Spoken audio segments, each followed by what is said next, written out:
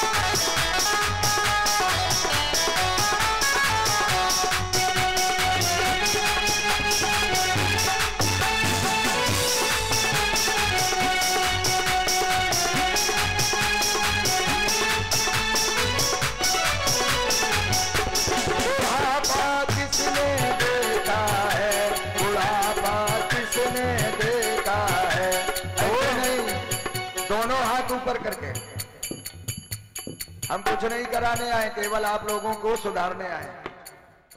कथा तो सब सुने बैठे। ऐसे क्षेत्र में आप लोग रहते हो, है ना। यहाँ एक से एक विद्वान लोग आते हैं। ये योगियों की धरती है ना, जहाँ पर स्वयं योगेश्वर महाराज का निवास है, शोभन सरकार महाराज का निवास है। यहाँ तो सब विद्वान हैं, ज्ञानी है ना। यहाँ केवल क्या करना है? केवल भगवान का भजन करना है। और कैसे करना है? भजन करो मस्त जवानी में बुढ़ापा किसने देखा है। भजन करो मस्त जवानी में बुढ़ापा किसने देखा है। बुढ़ापा किसने देखा है, बुढ़ापा किसने देखा है। भजन करो मस्त जवानी में।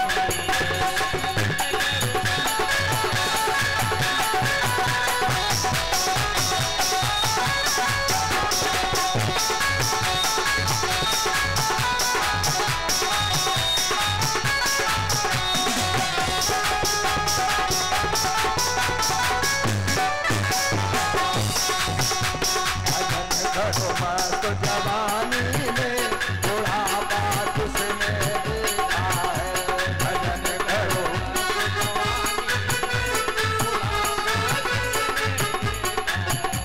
कान से बहरे हो जाओगे, कान से बहरे हो जाओगे, कान से बहरे हो जाओगे। भजन तुम सुन नहीं पाओगे। भजन करो, भजन करो भजन करो मस्त जवानी में बुढ़ापा किसने देखा है।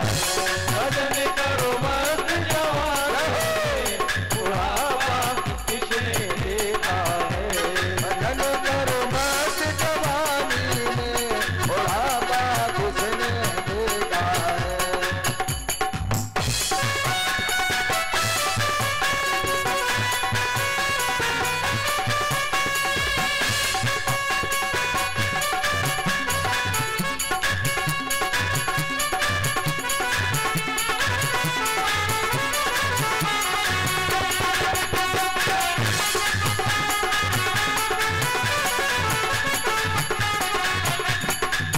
भजन करो मस्त जवानी में बुढ़ापा किसने देखा है। क्योंकि ये बुढ़ापा बहुत खराब होता है। कभी कान से सुनाई नहीं देता है तो कभी आंखों से दिखाई नहीं देता है, कभी पैरों से व्यक्ति चल नहीं पाता है, कभी हाथों से सामान उठा नहीं पाता है।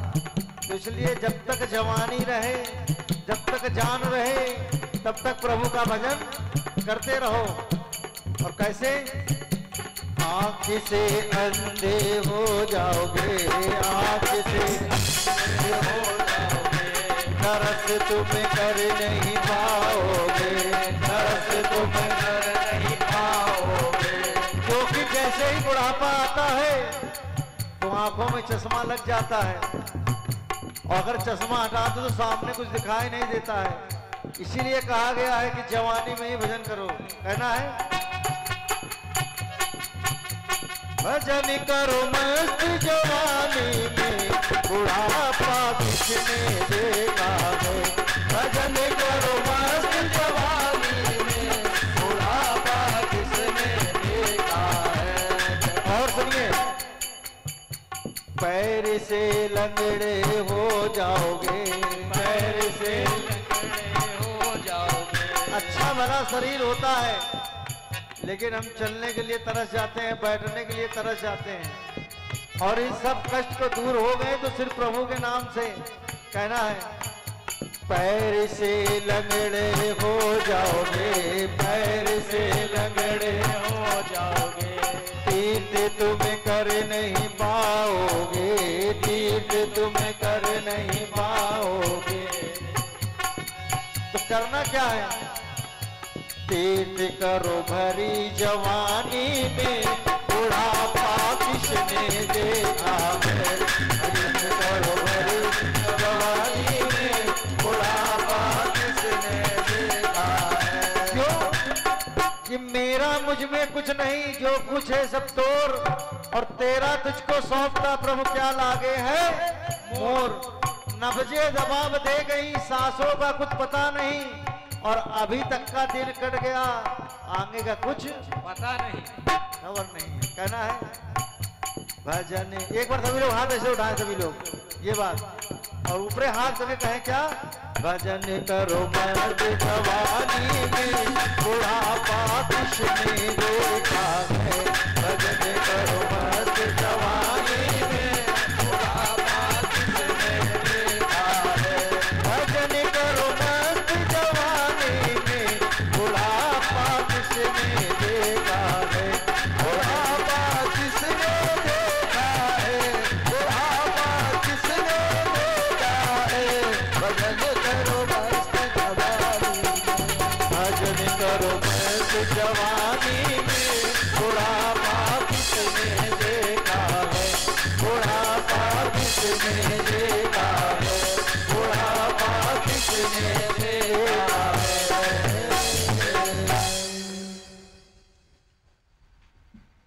किसी ने नहीं देखा कि बुढ़ापा आएगा भी कि नहीं आएगा। लोग कह देते हैं बुढ़ापा में भजन करेंगे, कोई जरूरी नहीं। बुढ़ापा आएगा भी कि नहीं आएगा।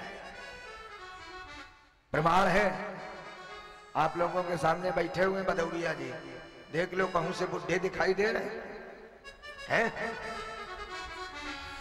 बाल देख करके भले कह दो कि हाँ बुढ़ापा है, लेकिन शरीर की बनावट से कहीं पर वृद्धावस्था नहीं झलक रही है। जैसे वृंदावन से आए हुए श्री रामदास जी बैठे हुए हैं, कहीं से वृद्धावस्था दिखाई दे रही। जब इंद्रियां शिथिल हो जाए, जब इंद्रियां काम करना बंद कर दे, तब समझो वृद्धावस्था है। और जब तक इंद्रियां काम कर रही है तो काहे की वृद्धावस्था है ना। भगवान का भजन करते रहो। भगवान के भजन करने के लिए कोई अवस्था नहीं है। जीवन की 4 अवस्थाएं हैं, चारों अवस्थाओं के काम दे दिए गए। बाल अवस्था, किशोर अवस्था, युवा अवस्था, वृद्धावस्था, चारों के काम है। प्रथमे नार्दे विद्या, द्वितीये नार्दे धनम, तृतीये नार्दे गृहस्थ आश्रम, चतुर्थे किम कार्य करिष्यति। पहली अवस्था है प्रथमे नार्जे विद्या। प्रथम अवस्था में विद्या का अध्ययन करना, और विद्या का अध्ययन नहीं किया तो फिर विद्या का अध्ययन करने का अवसर आपको नहीं प्राप्त होगा। द्वितीय नार्जे धनम, दूसरी धन एकत्रित करें। और तीसरी अवस्था में गृहस्थ जीवन का पालन करें। और चौथी अवस्था में क्या कर लोगे? अब जैसे मान लो चाचा की अवस्था है तो क्या कर सकते हैं?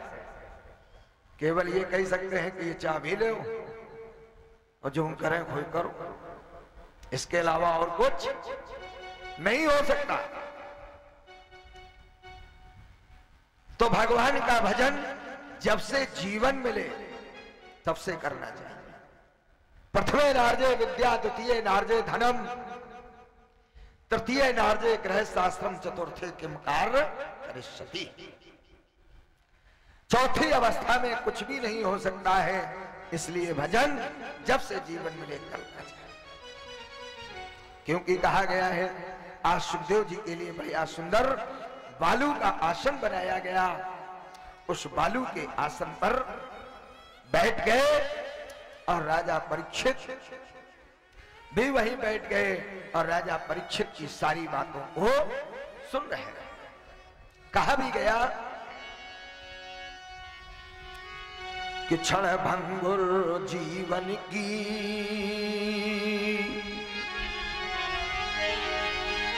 क्षण भंगुर जीवन की कलियां, कल काल प्रात जाने खिली न खिली, मल आंचल की सुच शीतल मंद, सुगंध समीर झिली न झिली, कल काल कुठार लिए फिरता, कल काल कुठार लिए फिरता, तन नम्र है छोट झिली न झिली,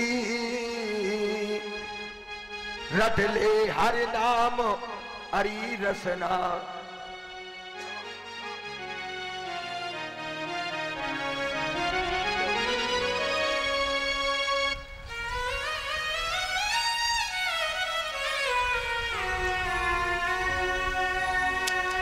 कहने का भाव ये कि रटले हर नाम हरि रसना, फिर अंत समय हिली न हिली। अंतिम समय में कोई पता नहीं कि राम कह पाओगे कि नहीं कह पाओगे। लोग कहते हैं कि भगवान का नाम लो, लेकिन कभी जीवन में जब आपने भगवान का नाम लिया ही नहीं है तो भगवान का नाम निकलेगा कैसे? इसलिए भगवान के नाम को रटने की जरूरत है, जपने की जरूरत नहीं है। लोग कहते भगवान का नाम जपो। भगवान का नाम जब तुमने रटा ही नहीं तो जपोगे कैसे? और जब रट जाएगा तो अपने आप जब होता रहेगा, और जब रटे नहीं है तो जब कैसे होगा? तो हमें किसकी जरूरत है? भगवान के नाम को रटने की।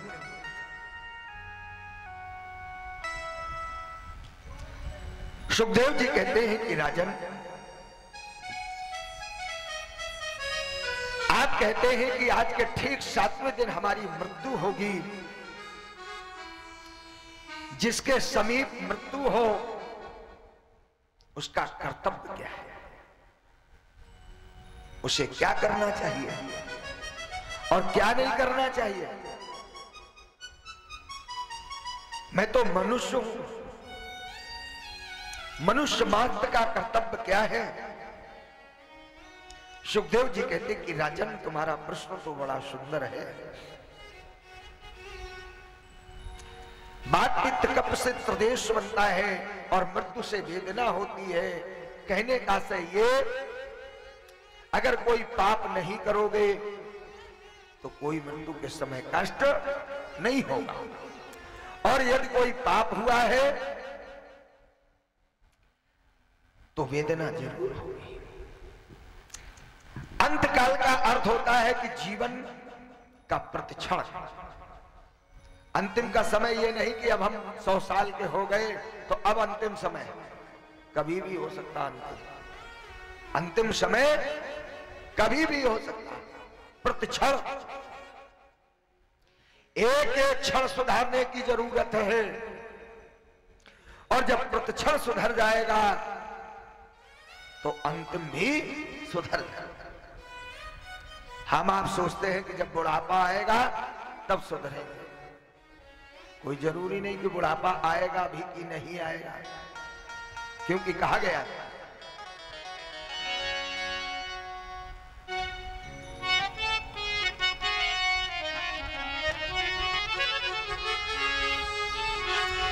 कि सोचा था हम करेंगे हर की उपासना।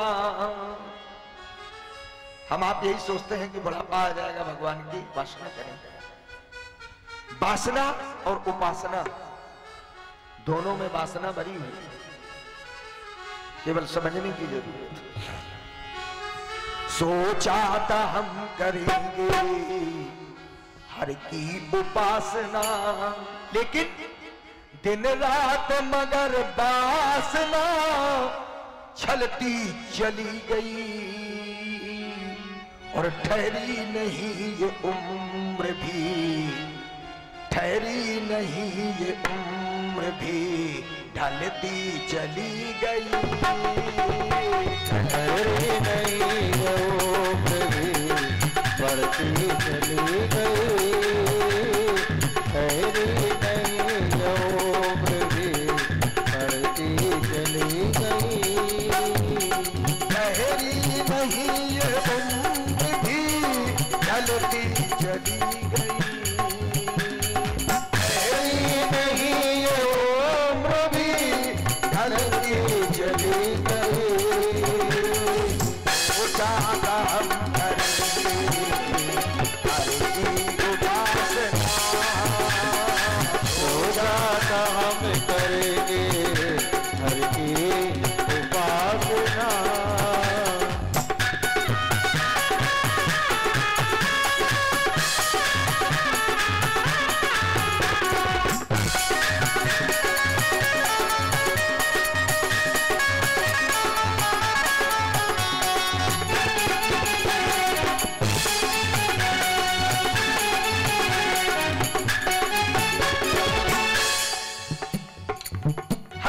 सोचते हैं कि भगवान की उपासना करें, वो उपसर्ग है, वो उठा दीजिए, केवल क्या बचेगा? वासना।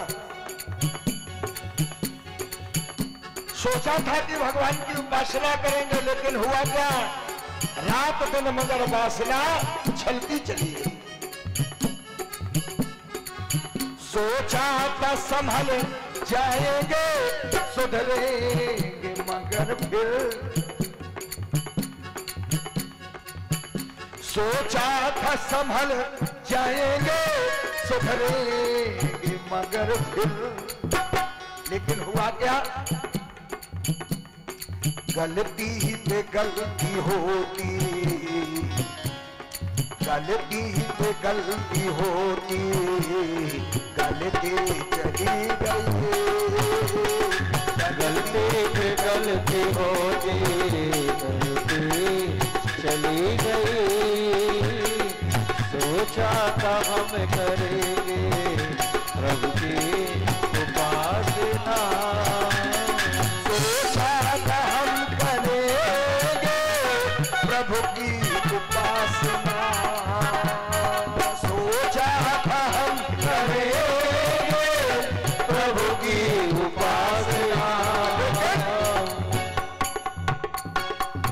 दिन रात मगर वासना चलती चली गई, दिन रात मगर वासना चलती चली गई।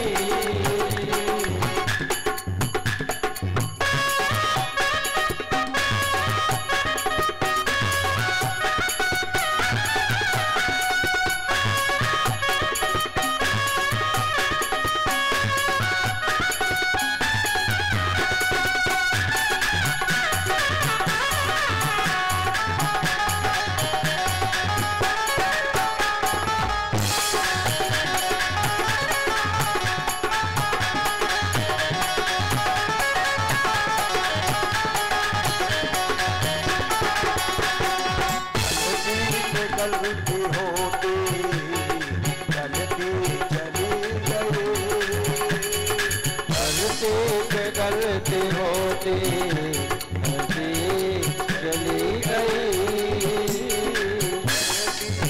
हरि बोल, गलती चली गई, गलती चली गई, गलती चली गई, गलती चली गई। ओए वृंदावन बिहारी लाल की जय हो। जय जय श्री राधे। कहने का भाव ये कि व्यक्ति गलती पे गलती करता चला जाता है, लेकिन सुधार नहीं होता। कहता है सुधरेंगे और संभल जाएंगे, न सुधर पाता है और न संभल पाता है। भगवान इतना मौका नहीं देते। जितना समय मिला है, जो मौका मिला है, उसी में भगवान का नाम ले लो। कोई स्पेशल समय नहीं मिलेगा।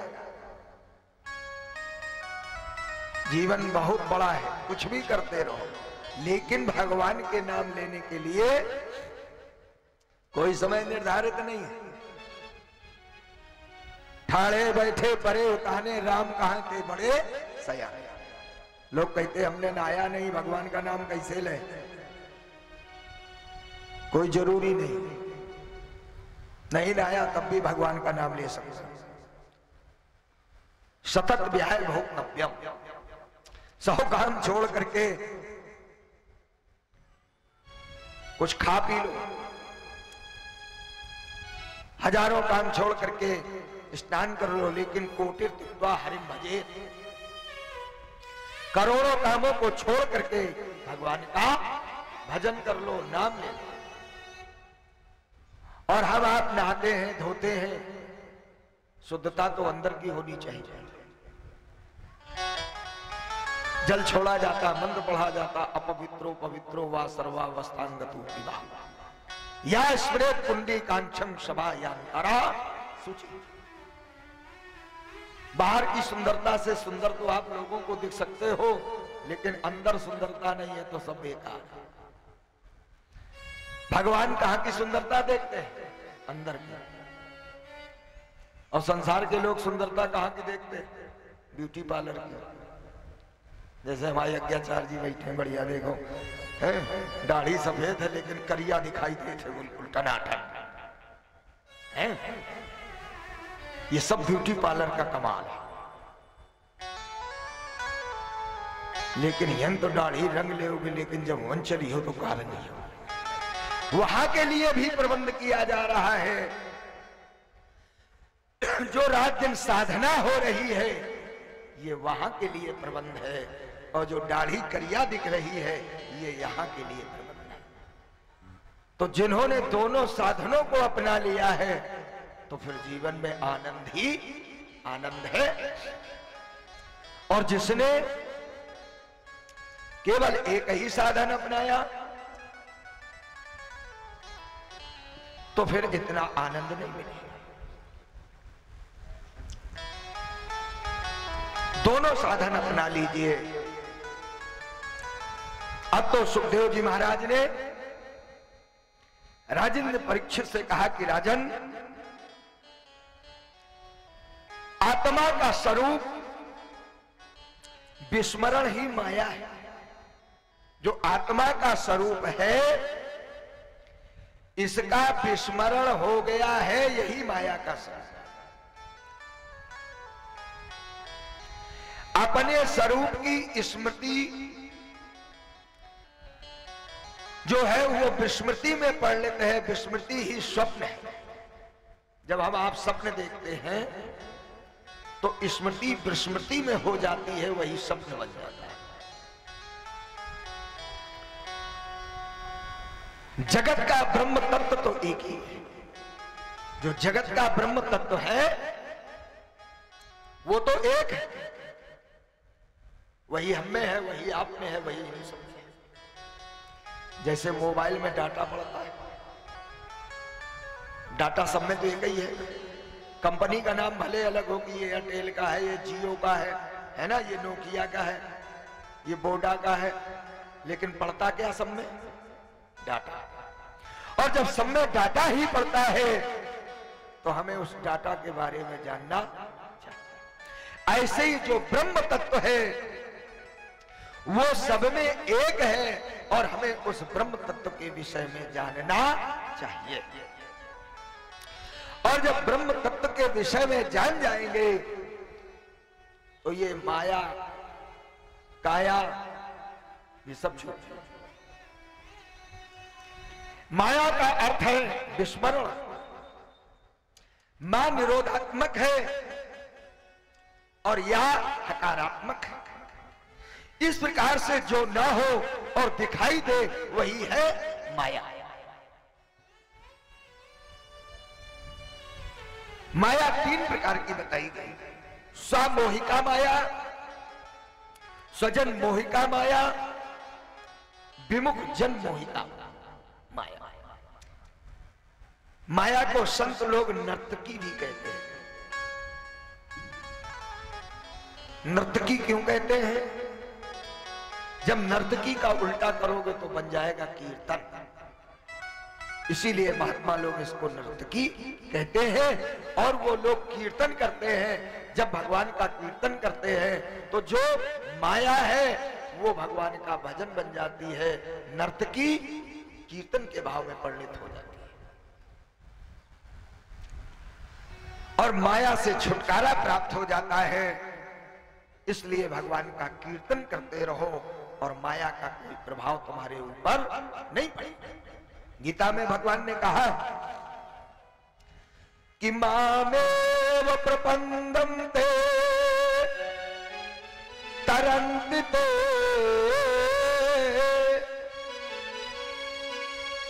जो मुझे भजते हैं, जो मुझे भजते हैं वे माया रूपी संसार से पार हो जाते हैं। मामे प्रपंते तरंतते, अर्थात मेरा भजन करो और रात दिन भगवान का कीर्तन करो, स्मरण करो और ध्यान करो। ये तीन बातें, भगवान का स्मरण, कीर्तन और ध्यान। मंत्र पढ़ो चाहे न पढ़ो, भगवान को अगरबत्ती लगाओ चाहे न लगाओ, भोग लगा पाओ न लगा पाओ कोनो बात नहीं, लेकिन भगवान को रात दिन ध्यान करो, मन से भगवान का भोग लगा दो, है ना, उसमें तो कुछ लगना नहीं। ऐसे एक भगवान का भक्त था, मन से पूजा किया करता था, मन से भगवान को सब चीज भोग में चढ़ाया करता था।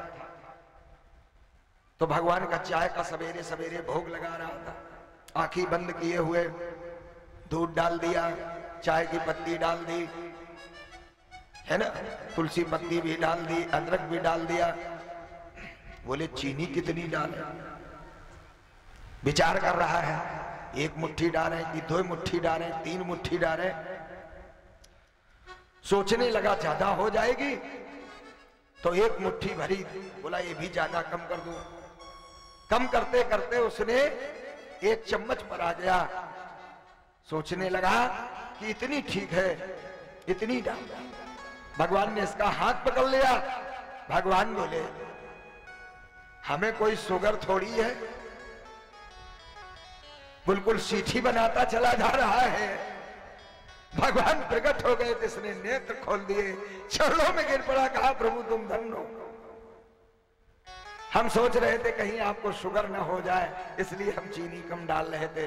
भगवान बोले जब उसमें चीनी गिरी नहीं रही है, मन से बना रहे हो, तो उसमें कम ज्यादा का कोई सवाल नहीं। अब तो भगवान ने इसे दर्शन दिए, इसका कल्याण हो। तो भगवान किस पर कैसे कब कहां प्रसन्न होंगे ये कोई नहीं जानता। सुखदेव जी महाराज ने राजेंद्र परीक्षित से यही कहा कि अब तुम शरण में आ गए हो, तस्मात् सर्वात्मना राजन हरि सर्वत्र सर्वदा श्रोतव्या कीर्तव्यस्य सत्कर्मो भगवान प्रणाम। राजन जीव को हर समय अपनी शक्ति से श्रवण कीर्तन स्मरण करते रहना चाहिए। ये सुखदेव जी कह रहे हैं 3 बात। और जब ये करते रहोगे तो कल्याण सुनिश्चित है। अब तो राजा परीक्षित ने सुखदेव जी को सिंहासन पर बिठाया और विधिवत उनका पूजन किया। सुखदेव जी महाराज का पूजन करवा दे हमारे यज्ञाचार्य जी, और सुनील भैया सुंदर तब तक एक भजन का आनंद प्राप्त कराए। इसके बाद आगे की कथा श्रवण सुन करेंगे। प्रेम से बोले सुखदेव भगवान की। और परीक्षित जी सुखदेव भगवान का पूजन कर दे। सुखदेव जी के द्वारा अब कथा प्रारंभ होगी। जय जय। बोलिए गुरुदेव भगवान की, बोलिए सुखदेव भगवान की। आइए वेद व्यास जी के चरणों में एक प्यारा सा भजन सवेरे शुरू करें।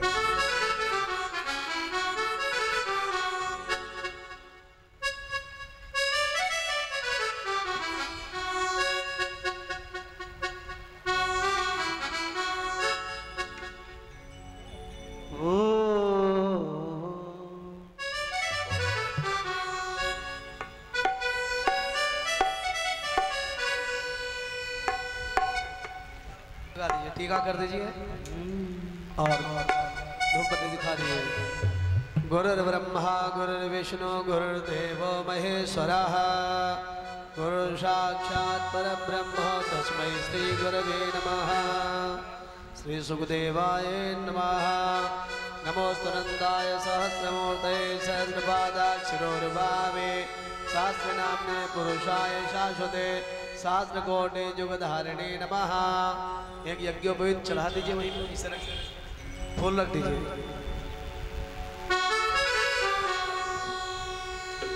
मेरी हर सांस पे गुरुवर फकत अधिकार तेरा है। इको डालो। मिला जो भी मिला तुमसे, मिला जो भी मिला तुमसे, मैं क्या था और क्या मेरा है। ऐ गुरुदेव, तुझे दुनिया की दौलत से बुलाया जा नहीं सकता, तुझे दुनिया की दौलत से बुलाया नहीं सकता। प्यार ऐसा दिया तूने, प्यार ऐसा दिया तूने। क्यों? करता करे न कर सके, गुरु के सब होए, और 7 दीप 9 खंड में गुरु से बड़ा न कोई। प्यार तूने दिया ऐसा, प्यार ऐसा दिया तूने, भुलाया जा नहीं सकता। तेरे एहसान का बदला चुकाया जा नहीं सकता।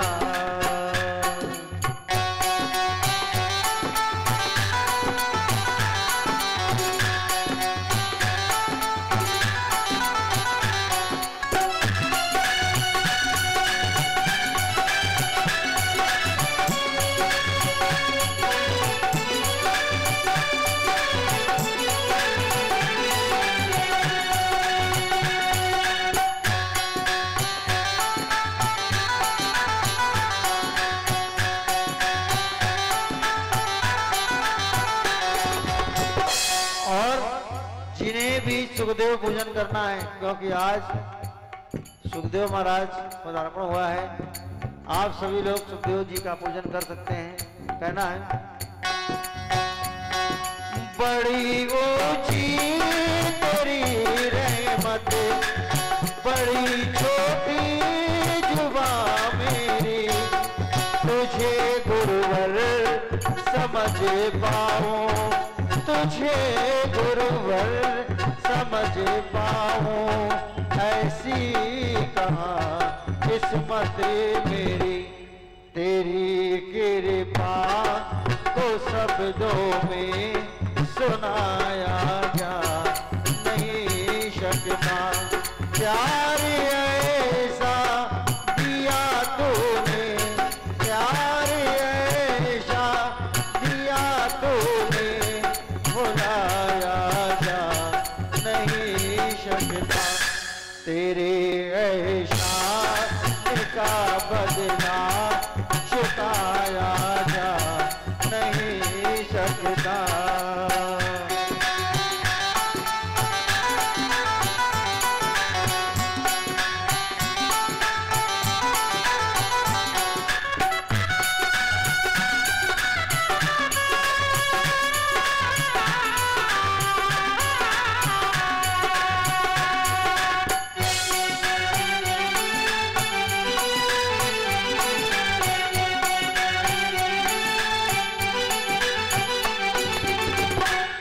अगर मुझको न तो मिलता, बड़ा मुश्किल गुजारा था।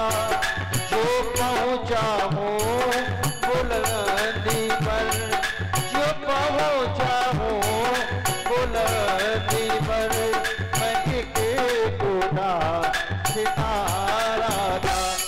तेरी रहमत को शब्दों में सुनाया जा नहीं सकता। प्यार ऐसा दिया तूने, प्यार ऐसा दिया तूने, भुलाया जा नहीं सकता। तेरे एहसान का बदला चुकाया जा नहीं सकता, चुकाया जा नहीं सकता, चुकाया जा नहीं सकता। बोले गोविंद भगवान की जय हो। इस प्रकार से सुखदेव जी महाराज का राजा परीक्षित ने पूजन किया। पूजन करने के बाद सुखदेव जी बालू के सिंहासन पर बैठ गए और बालू के सिंहासन पर बैठ करके आज सुखदेव जी राजा परीक्षित श्रीमद् भागवत की कथा श्रवण करा रहे हैं और परीक्षित जी ने प्रश्न किए हैं, जिनके प्रश्नों का उत्तर सुखदेव भगवान दे रहे हैं। यहां तक कथा प्रथम स्कंद में श्रवण कराई गई। दूसरे स्कंद की कथा में बताया कि ध्यान विधि तथा भगवान के विग्रह स्वरूप का वर्णन सुखदेव जी ने बताया। कहा भगवान के स्थूल और सूक्ष्म रूपों का धारणा और तथा क्रम और मुक्ति और अधो मुक्ति का वर्णन श्रवण कराया। कामनाओं के अनुसार विभिन्न देवी देवताओं की उपासना करना। कामनाओं के अनुसार विभिन्न देवी देवताओं की उपासना करने का मतलब यह है कि जैसे अब नवरात्रि आ रही है तो देवी जी की उपासना करें। जब जब जब सावन का महीना आता है तो उसमें भगवान शंकर की पूजा करते हैं। और उस समय कह दो कोई की देवी जी की पूजा करो, करेगा? नहीं करेगा। फिर सबके देवी देवता होते हैं, कोई किसी देवता को मानता है और कोई किसी देवता को मानता है। चाहे जिस देवी देवता को मानिए, लेकिन मानना चाहिए। और अपने असली देवी देवता है उसके माता और पिता। माता पिता की देवी देवता मान करके और उसको भगवान मान करके उसकी पूजा करें, सेवा करें, आज्ञा का पालन करें। जब हम आप ये करेंगे तो जीवन में कल्याण हो जाएगा। कहीं कुछ करने की जरूरत नहीं है। वो तो परम पिता परमात्मा है, वो देख रहा है। जब तुमने जिसने तुम्हें जन्म दिया उसी का अनुकरण नहीं किया, उसी की आज्ञा का पालन नहीं किया, तो परम पिता परमात्मा का कैसे क्या होगा?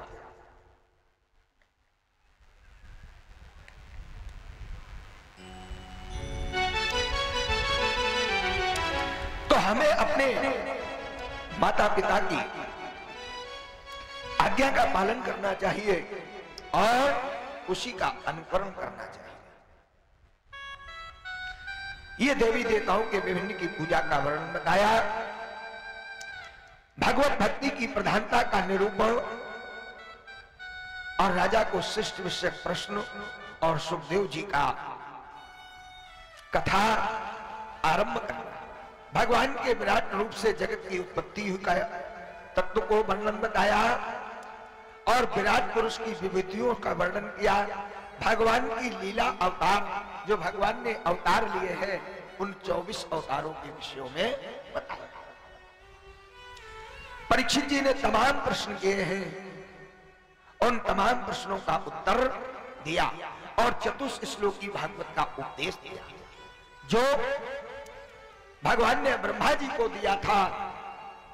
वही ब्रह्मा जी ने इनको उपदेश दिया और उन्हीं 4 श्लोकों के द्वारा व्यास जी ने 18,000 श्लोक में इतने बड़े पुराण का प्रादुर्भाव कर दिया। भागवत के 10 लक्षण और प्राकृतिक संसर्ग के क्रमों का वर्णन किया गया। इस प्रकार से द्वितीय स्कंद में ये ज्ञान की कथा को सुनाया और तृतीय स्कंद की कथा में प्रवेश किया। तृतीय स्कंद में कथा आती है कि उद्धव और विदुर की भेंट हुई। कहा महाराज कब हो गई? कहा एक समय की बात है जिस समय महाभारत का युद्ध हुआ था, उस समय उद्धव जी छोड़ करके चले गए और विदुर भी वहां से चले गए थे। तीर्थों में भ्रमण कर रहे तो मिलन कहां हुआ? तीर्थों में मिलन हुआ और उद्धव जी के द्वारा भगवान के लीलाओं का वर्णन चल रहा था। उसी समय पर विदुर जी इनके आश्रम पर आए और वहीं पर मैत्रेय जी भी आए। मैत्रेय जी का और विदुर जी का मिलन हुआ और जब मैत्रेय जी और विदुर जी का मिलन हुआ तो मैत्रेय जी और विदुर जी के बीच में सत्संग हुआ। ये भागवत की कथा मैत्रेय जी के द्वारा विदुर जी को भी प्राप्त हो गई। वहां पर सृष्टि विषय प्रश्नों को पूछा तो बताया कि विराट शरीर की उत्पत्ति, ब्रह्मा की उत्पत्ति, ब्रह्मा के द्वारा एक संसार की संरचना, ये आदि सब कैसे हुई। तो बताया कि भगवान ने इस सृष्टि की रचना करने के लिए, एक से अनेक होने के लिए उस प्रकृत पुरुष के अंदर यह भाव आया, एको अहम बहुश्यामी। एक से अनेक होने की जब उसने इच्छा की तो अपने में ही तत्वों को उत्पन्न किया। जो पुरुष प्रकृति है उस प्रकृत प्रकृति ने प्रकृति के महातत्व को जन्म दिया और महातत्व से अहंकार हुआ। अहंकार से 4 प्रकार का बताया गया। इसके बाद में इसी अहंकार से 5 मात्राओं का प्रादुर्भाव हुआ, 5 भूतों से उत्पत्ति हुई। ये तत्व है स्वयं क्रिया करने में सक्षम नहीं है। सब में परमात्मा ने प्रवेश किया। बताते हैं, कहते हैं भगवान की नाभि से कमल हुआ और उस कमल से ब्रह्मा जी का प्रादुर्भाव हुआ। ब्रह्मा जी के उस समय पंचमुख थे। आज ब्रह्मा जी खोज करने लगे कि मेरा प्रादुर्भाव कहां से, तो कमल नाभि में प्रवेश कर गए। फिर ऊपर गए, कोई आदंत नहीं मिला, तो उसी ऊपर कमल के ऊपर बैठ गए और चारों ओर देखा, कहीं पर कुछ दिखाई नहीं दे रहा, जल की लहरें दिखाई दे रही थी। तप करने का संदेश मिला तो ब्रह्मा जी ने तप किया और तप करने के बाद कहा गया कि तुम सृष्टि का सृजन करो। तो सृष्टि का सृजन करें तो कैसे करें, आदेश है। तो ब्रह्मा जी ने मानसिक सृष्टि की। तो सबसे पहले सनक सनातन, सनक सनंदन, सनक कुमार 4 ऋषियों को प्रादुर्भाव किया और कहा तुम सृष्टि का सृजन करो। इन 4 बेटों ने कहा कि पिताजी हम सृष्टि का सृजन नहीं करेंगे। क्या करोगे? कहा हम तो भगवान का भजन करेंगे। 5 वर्ष की अवस्था है और घर छोड़ करके चल प्रभु का भजन करने के लिए। इसके बाद ब्रह्मा जी की छाया से कर्दम जी का प्रादुर्भाव हुआ। इनसे कहा सृष्टि का सृजन करो, इन्होंने कहा हम भी नहीं करेंगे। अब तो ब्रह्मा जी को क्रोध आया। क्रोध में आकर के एक बालक का फिर प्रादुर्भाव किया। उससे कहा सृष्टि करो जिसका नाम है रूप। तो ऐसी सृष्टि कर रहा, खुदय बना रहा और खुदय खा रहा है। कहा तुम सृष्टि का सृजन मत करो, ठीक है, हमें ऐसी सृष्टि नहीं चाहिए। अब तो ब्रह्मा जी करें तो करेंगे। कैसे सृष्टि का सृजन हो? जिसको उत्पन्न किया वो भगवान के भक्ति में लग गया। अब तो भगवान से प्रार्थना की और जब प्रार्थना की कि सृष्टि का सृजन करना है, कैसे किया जाए, तो इन्होंने एक सरस्वती नाम की कन्या का प्रादुर्भाव किया। सृष्टि के सृजन करने के लिए स्वयं ही उसके साथ ऐसा व्यवहार किया कि देवताओं ने श्राप दे दिया। सनकादिक ऋषियों ने श्राप दिया तो इनका एक सर कट के गिर गया, और जब सब गिर गया इन्होंने दूसरा शरीर धारण किया, और दूसरा शरीर धारण करके अब इन्होंने सोचा कि ऐसे सृष्टि नहीं बढ़ेगी, कैसे बढ़ेगी।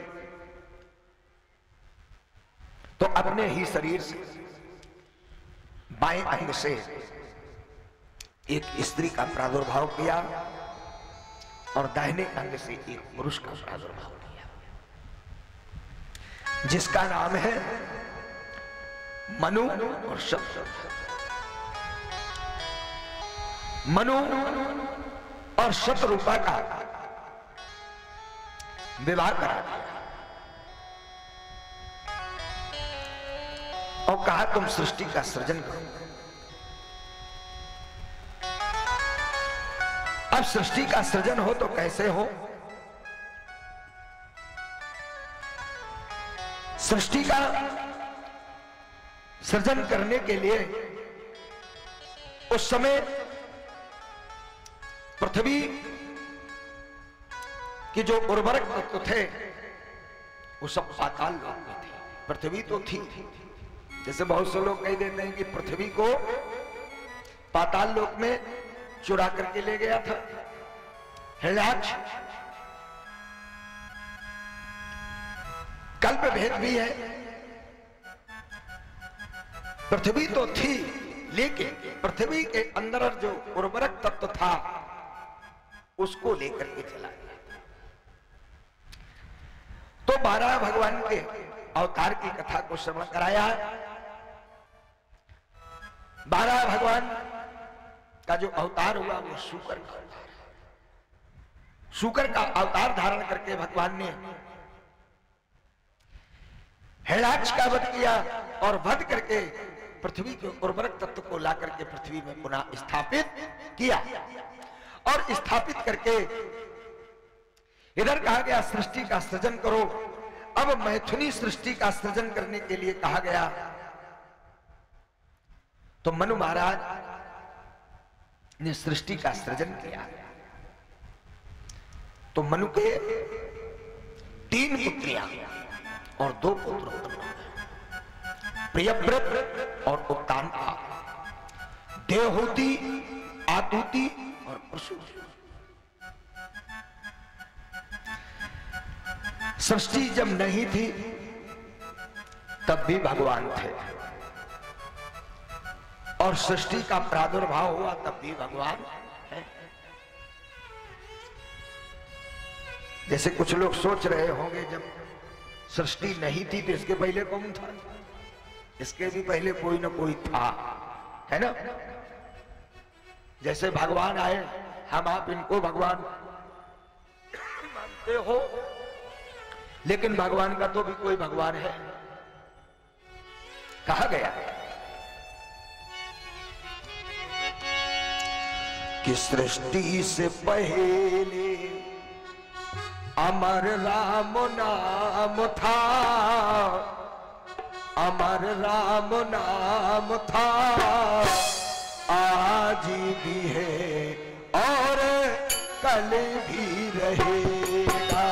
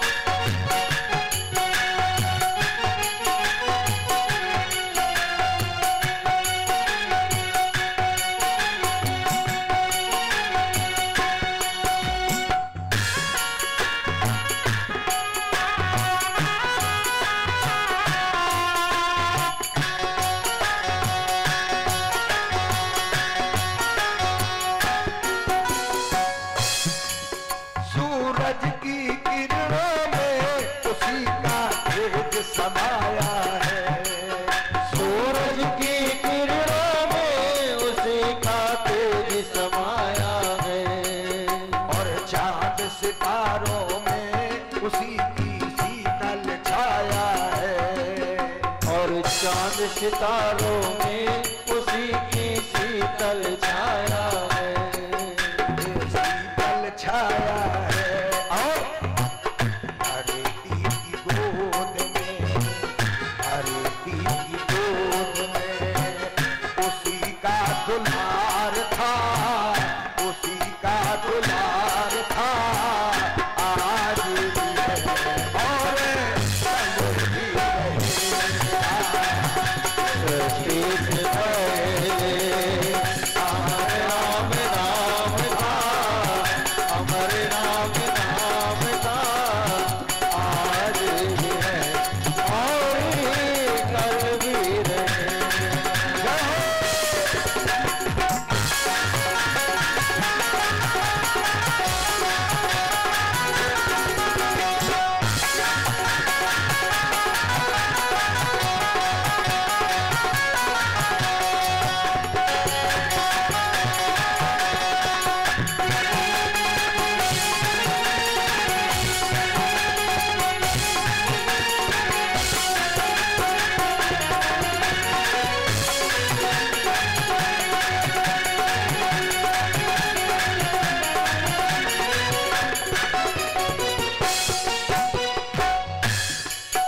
औरों के कानों में मधुर संगीत उसी का है,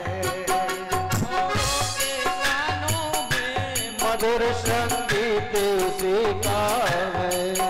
फूलों के यौवन में रसीला गीत उसी का है, फूलों के यौवन में रसीला गीत उसी का है, रसीला गीत उसी का है। रसीला गीत उसी का है। आकाश जल थल का, आकाश जल थल का वही कलाकार था, वही कलाकार था। आगे है और कभी रहेगा। सृष्टि से पहले अमर राम नाम था, अमर राम नाम था। आज भी है और कल भी रहेगा।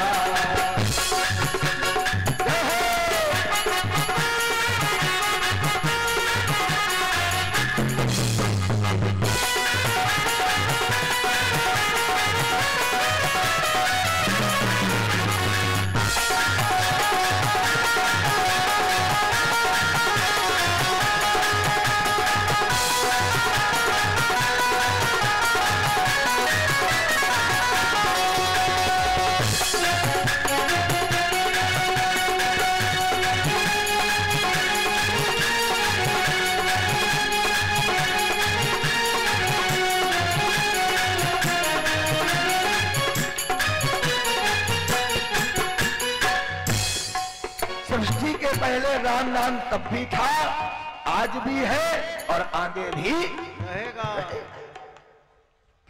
तो कहने का से ये जो सब जगह है, सर्वत्र है, सर्वदा है, उसी को प्राप्त करना चाहिए। इसीलिए तो कहा गया है कि राम नाम जपता कुतो भयम।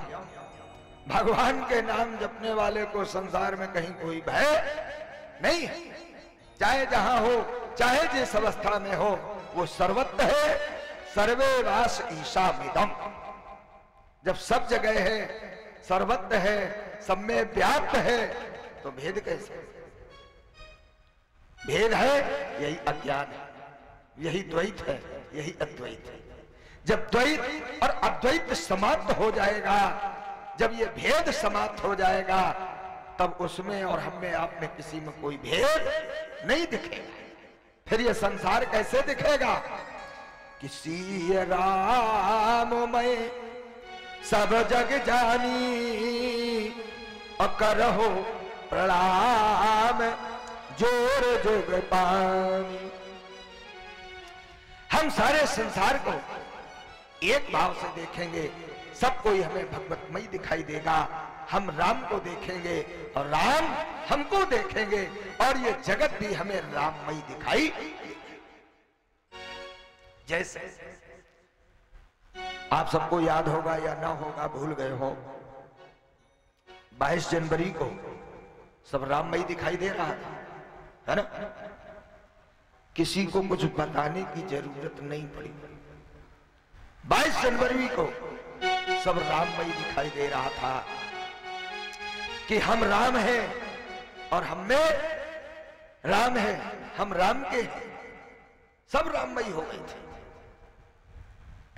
तो जब ये भाव आ जाएगा, ये सद्गुण आ जाएंगे, तो अवश्य आपका कल्याण हो जाएगा। सीएम राम में सब जग जानी, करहु प्रणाम जोर जुग पानी। अब तो मैत्रेय जी और विदुर जी के बीच में यही संवाद चल रहा है। यही संवाद परीक्षित जी और सुखदेव जी के बीच में चल रहा है, और यही संवाद भगवान की असीम अनुकंपा कृपा से हमारे आपके बीच में चल रहा है। तो 12 अवतार की कथा को श्रवण कराया। हिरण्याक्ष का 12 रूप में अवतार लेकर के भगवान ने इसका वध किया। 12 अवतार यज्ञ का अवतार है, जो श्रेष्ठ कर्मों से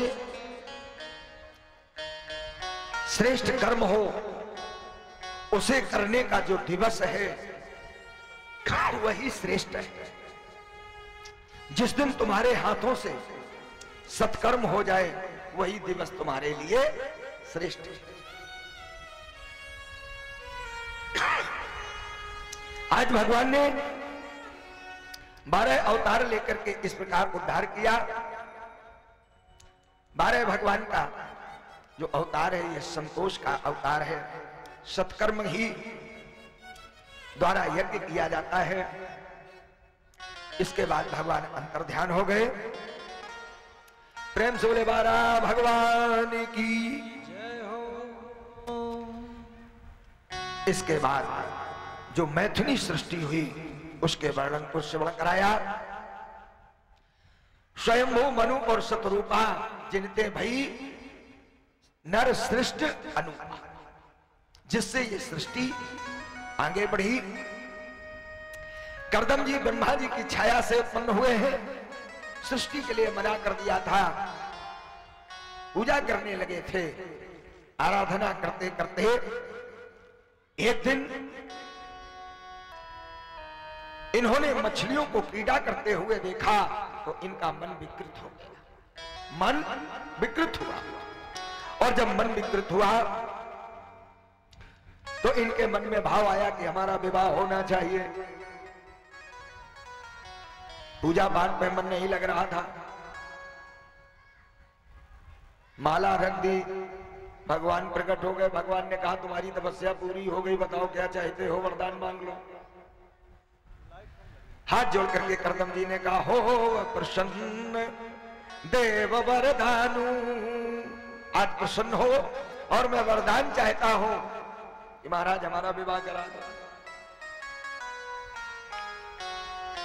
कहा विवाह? कहा महाराज 97 साल के हो ही रहे हो, बुढ़ापा में ब्याह की परी है ना? अब ब्याह करके क्या करिए? कहा नहीं महाराज विवाह करेंगे। भगवान ने कहा ठीक है, आपने तपस्या की है, उसके बदले में तुम जो मांग रहे हो मैं दे रहा हूं। जाओ, आज के ठीक तीसरे दिन तुम्हारे पास मन महाराज अपनी कन्या जो उनकी है देवहूति, उसको लेकर के आएंगे और उसके साथ तुम्हारा विवाह हो जाएगा। मनु महाराज के जो कन्या पैदा हुई 3, आकुति, देवहूति और प्रसूति, 2 पुत्र हैं, प्रियव्रत और कांताद। कहते रुचि ऋषि जो थे उनके साथ आकुति नाम की कन्या का विवाह किया गया, और देवहूति नाम की कन्या कर्दम ऋषि को सौंपी गई, और जो प्रसूति नाम की कन्या थी वो दक्ष प्रजापति को सौंपी। तो सबसे पहले कर्दम जी का विवाह हुआ। तीसरा दिन आया तो कर्दम जी का विवाह देवहूति के साथ कर दिया गया। कर्दम जी ने देवहूति की परीक्षा ली। उस परीक्षा में देवहूति पास हो गई। परीक्षा कैसे ली? 3 लोग आए, 3 आसन डाले, एक आसन पर बैठने के लिए। देवहूति ने विचार किया कुछ क्षणों के बाद ये हमारे स्वामी होंगे, और स्वामी के द्वारा दिया गया आसन इसको मैं कैसे ग्रहण करूं, और अगर नहीं ग्रहण करती हूं तो एक महात्मा के द्वारा दिया गया आशीर्वाद के स्वरूप में है, इस आसन का अपमान हो जाएगा। क्या करें? तो बाया हाथ रखा और रख के आसन के नीचे बैठ गए। महात्मा ने परीक्षा ले ली, उस परीक्षा में पास हो गई, और पास होने के बाद वैवाहिक धर्म रीति को समझाया अपनी पुत्री को, और कर्दम के यहां से मनु महाराज और शत्रुता दोनों चले आते हैं। कर्दम और देवहूति ने आपस में चर्चा की। देवहूति ने कहा कि महाराज, मेरी वैसे कोई इच्छा नहीं है, अगर आप हमसे ये कह रहे हैं कि कोई इच्छा है तुम्हारी तो बताओ, क्या तुम्हारी इच्छा है? तो देवहूति ने कहा कि मेरी केवल एक इच्छा है, हमें केवल एक पुत्र प्राप्त हो। कहा ठीक है, एक पुत्र तुम्हें प्राप्त हो जाएगा, और उस पुत्र के बाद हम तुम्हें छोड़ करके तपस्या करने के लिए चले जाएंगे। कहा ठीक है, वचनबद्ध हो गए। अब तो दोनों लोगों ने आसन लगाया, और आसन लगा करके बैठ गए, और दोनों लोगों ने साधना करना प्रारंभ कर दिया। साधना कर रहे हैं। 1-2 दिन साधना नहीं हुई, 25 वर्ष बीत गए। और यहां अगर हमारे आपके बीच में किसी की शादी तय हो जाए, है ना, या खाली लड़का के देखने वाले आ जाए और ये पता चल जाए कि अब शादी फाइनल है, तो तुरंत हलो हलो होने लगती है। हाँ, क्या जमाना आ गया है। और पहले भौरी भी पड़ जाती थी, लेकिन एक दूसरे से कोई इस तरह से बात नहीं कर सकता था। और आजकल लड़का खुद है मालिक, बाप की जवान की कोई वैल्यू नहीं है। लड़का का आधम बिटिया खुद ही दिख रही, क्या देखेंगे? केवल रंग रूप, कुछ पहचान नहीं कर पाओगे। देखना है तो उसके गुण देखिए, और गुण आप देख नहीं सकते। गुण देखने के लिए किसी महापुरुष से उसके लिए आपको अनुभव लेना पड़ेगा, और माता पिता से ज्यादा तुम्हारा अनुभव हो नहीं सकता। क्यों? माता पिता का जो अनुभव है उससे तुम्हारा अनुभव कम है। कर्दम जी ने तपस्या की, 1-2 वर्ष नहीं 25 वर्ष व्यतीत हो गए, और 25 वर्ष की साधना में शरीर जर्जर हो गया।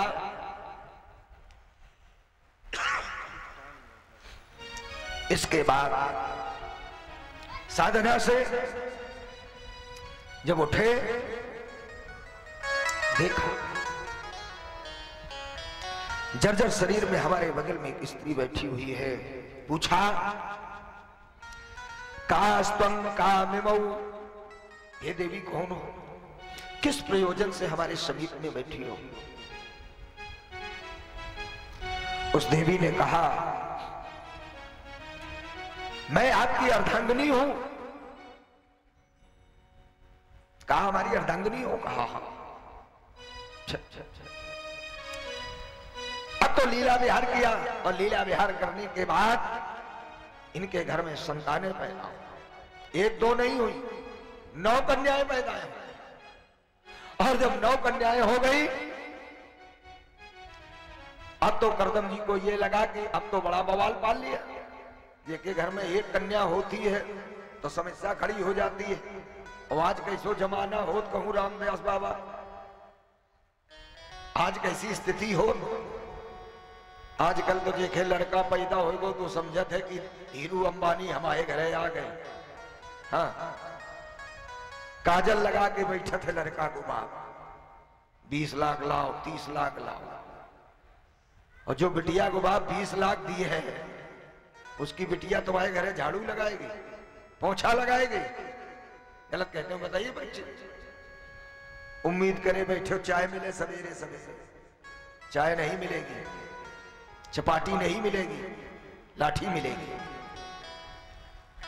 और जिन्हें मिल रहा है तो भाग्य है, उन्होंने 20 लाख नहीं मांगे, 50 लाख नहीं मांगे। हाँ, स्वेच्छा से कोई दे रहा है तो उसमें कोई दोष नहीं, लेकिन जिद करके, डिमांड करके धन का अर्जन नहीं करना चाहिए। उसी समय पर ब्रह्मा जी ने और 10 पुत्रों का प्रादुर्भाव किया। जो करदम जी की कन्याएं हुई, करदम जी दंड कमंडल उठा करके जंगल जाना चाहते थे, लेकिन देवहूति ने चरणों को पकड़ लिया। कहा नाथ, जो ये कन्याएं पैदा हुई हैं, इनका विवाह संस्कार कर दो, फिर चले जाओ।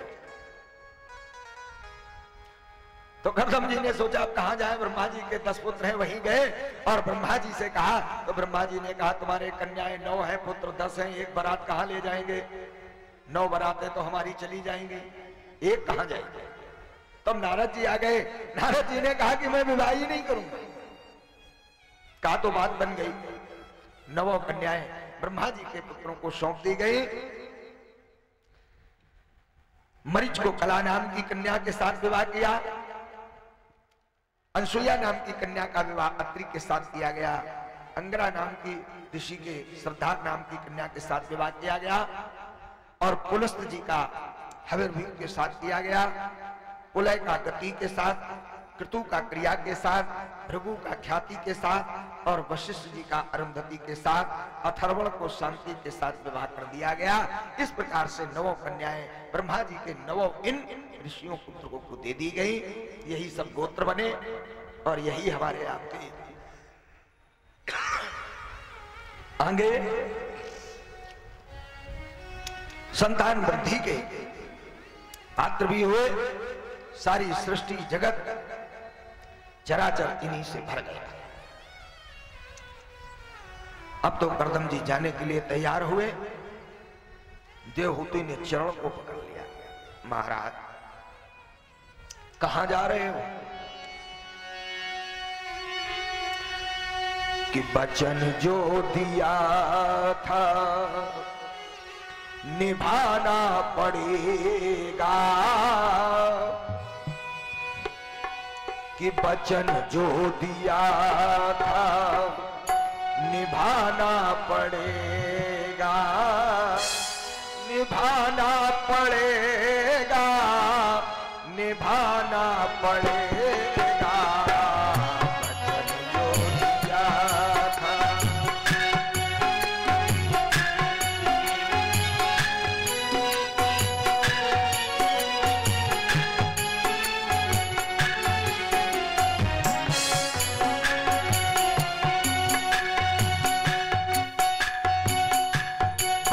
दिया है निभाना ही होगा। काम आपको तुम्हारा सब कुछ हो गया। कहा एक पुत्र का वचन दिया था।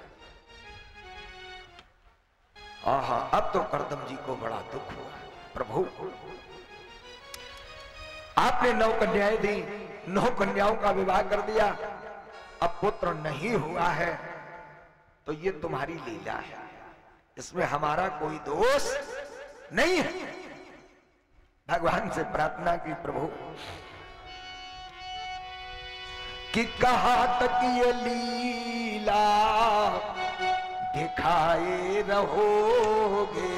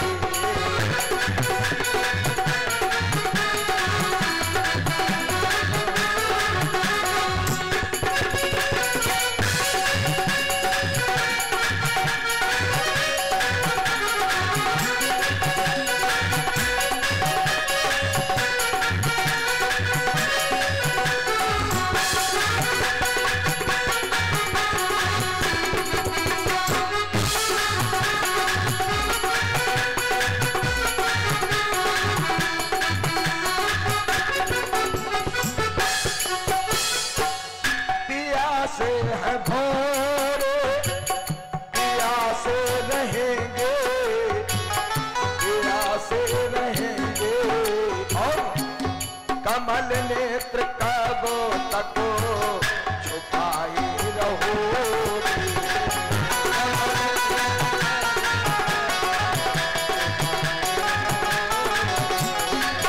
कमल नेत्र कब तक छुपाए रहोगे।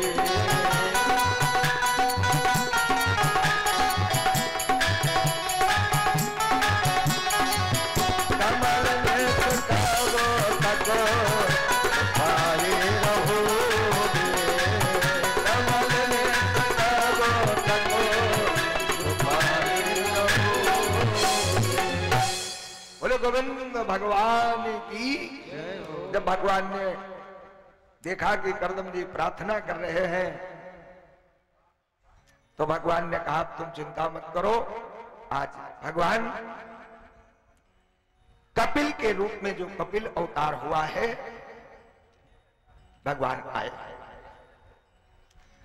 कपिल के रूप में भगवान ने इनके यहां पर प्रादुर्भाव अपना किया और जब प्रकट हो गए तो जय जयकार होने लगी। बोले कपिल भगवान की जय हो।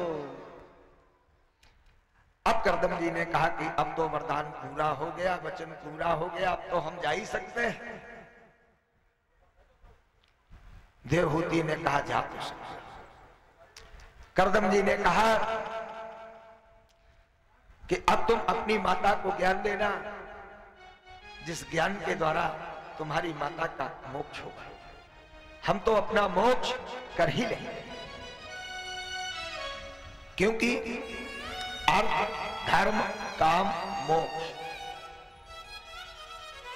ये चार भंवरें जब पड़ती हैं तो तीन में कन्या आगे चलती है और जब चौथी का नंबर आता है तो कन्या को रोक दिया जाता है और वर को आगे चलने का आदेश मिलता है। अगर धर्म पत्नी चाहे तभी आपका मोक्ष होगा और नहीं चाहेगी तो नहीं होगा। क्यों? आप साधना करोगे वो विघ्न पैदा करेगी। साधना होगी नहीं हो सकती, इसलिए उसकी अनुमति जरूरी है। अनुमति मिल गई। अब तो कपिल भगवान ने अपनी मैया को ज्ञान दिया। शांति योग, भक्ति योग, कर्म योग, अष्टांग योग, यम नियम, आसन, प्राणायाम, प्रत्याहार, धारणा, ध्यान, समाधि, ये 8 योग के अंग हैं। इनके विषय में बताया और बता करके मैया को दिव्य ज्ञान प्राप्त हो गया। मैया का भी मोक्ष हो गया। कहने का से ये इस प्रकार से कपिल भगवान ने अवतार लेकर के करदम जी के भी वचन को पूरा किया और मैया का भी उद्धार किया। प्रेम से बोले कपिल भगवान की। बोले गोविंद भगवान की जय हो। इस प्रकार से तृतीय स्कंद तक की कथा को श्रवण कराया गया। कल की कथा में सती अनुसुईया के चरित्र की कथा, सती चरित्र की कथा, ध्रुव चरित्र की कथा आदि कथाओं को श्रवण कराते हुए इसी समय तक भगवान नाम संकीर्तन करते हुए आरती प्रसाद होगा। 7 दिन तक भगवान के गंगा के ज्ञान की प्रवाहित होगा, उसको श्रवण करेंगे। कल से यज्ञ भी प्रारंभ हो जाएगा। कल प्रातःकालीन बेला में यज्ञ भी होगा और सायंकालीन बेला में भगवान की कथा होगी। तो सभी लोग समय से पधार करके कथा का आनंद लेंगे। सुंदर सा एक भजन सुने, इसके बाद आरती और फिर प्रसाद।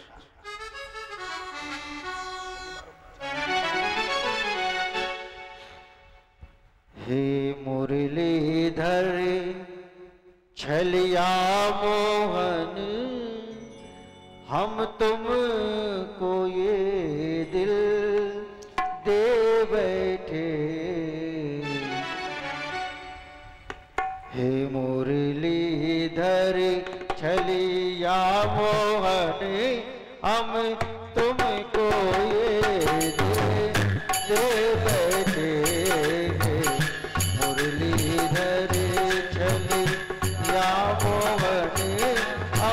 तुमको ये दिल दे बैठे।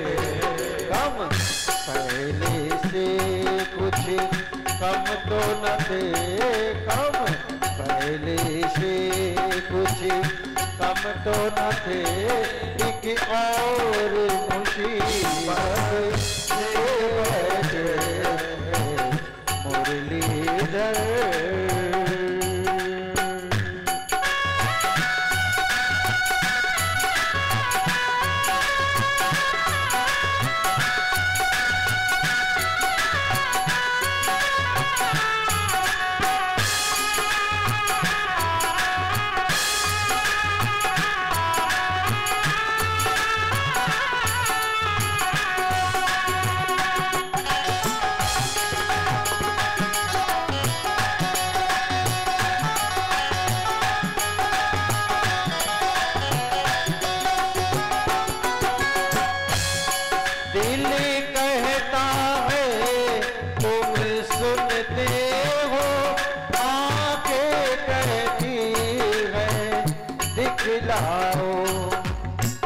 दिल हमारा कह रहा है कि प्रभु आप हमारी दीन दुखियों की सुनते हो, लेकिन आंखें तरस गई दर्शन के लिए।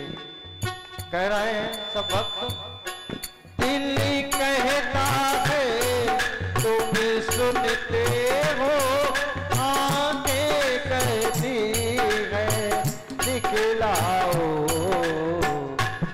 तुम मिलते नहीं हो आकर के, तुम मिलते नहीं हो आकर के, हम कैसे कहें दिल से बैठे मुरलीधर हम तुमको ये दिल दे बैठे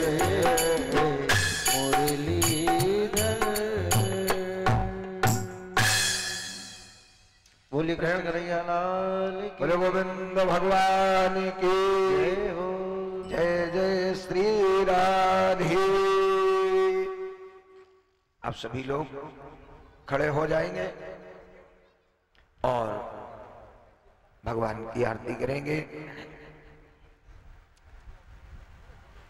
कल भगवान की सती चरित कथा, सुइया चरित की कथा, ध्रुव चरित आदि की कथाओं को श्रवण कराया जाएगा। आप सभी लोग समय से बधाए। Hello hello hello, Shri Radhe Shri Radhe. हाँ देखे जो घर के परिवार के हैं बेटे बहुएं बेटियां भाई वो सभी ऊपर आ जाए। हाँ मंच पे आ जाएंगे, आरती करते हैं।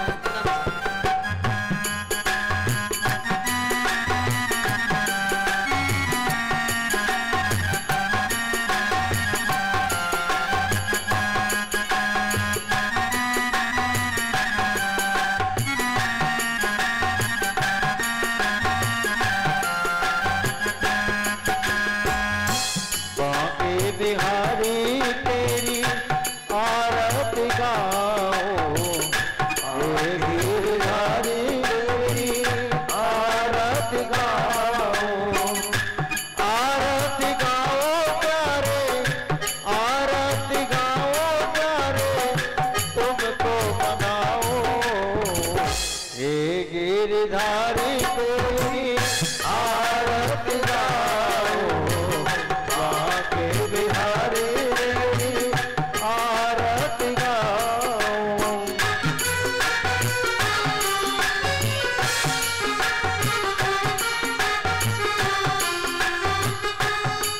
जो भी सदस्य सब लोग शीशी पछोगे, शीशे पछोगे,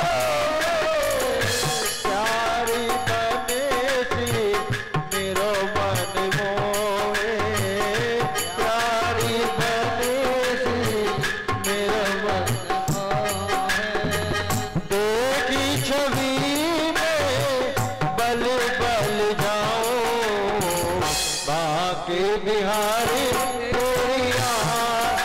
आरती गाऊं हे गिरधारी तेरी आरती गाऊं।